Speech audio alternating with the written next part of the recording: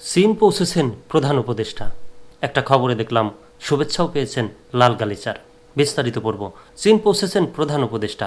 4 দিনের রাষ্ট্রীয় সফরে চীন পৌঁছেছেন প্রধান উপদেষ্টা অধ্যাপক ডক্টর মোহাম্মদ ইউনুস।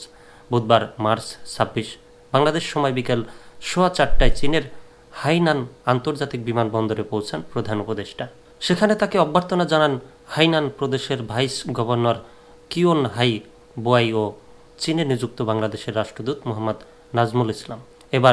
এর আগে দুপুর 1টায় হজরত শাহজালাল আন্তর্জাতিক বিমানবন্দর থেকে চায়না সাউদানের বিশেষ ফ্লাইটে রওনা হন প্রধান উপদেষ্টা। প্রধান উপদেষ্টার এই সফর নিয়ে প্রেস সচিব শফিকুল আলম একাধিক প্রেস ব্রিফিংয়ে জানিয়েছেন, প্রধান উপদেষ্টার এই সফর অত্যন্ত গুরুত্বপূর্ণ। বাংলাদেশের চীনা বিনিয়োগ বৃদ্ধিতে এ সফর সহায়ক হবে বলে তিনি আশা ব্যক্ত করেন। প্রধান উপদেষ্টা হিসেবে এটিই তার প্রথম চীন সফর। ধারণা করা হচ্ছে সরকার প্রধানের এই সফর উভয় দেশের দ্বিপাক্ষিক সম্পর্ককে নতুনভাবে সুসংহত করতে সহায়ক হবে। গ্রামীণ টেলিকম ও স্টারলিংকের চুক্তি নিয়ে জল্পনার প্রশ্নে তিনি বলেন, এটা অনুমান নির্ভর। স্টারলিংক বাংলাদেশে অপারেশন শুরু করেনি। তারা কার কার সঙ্গে চুক্তি করেছে সে বিষয়টাও জানি না।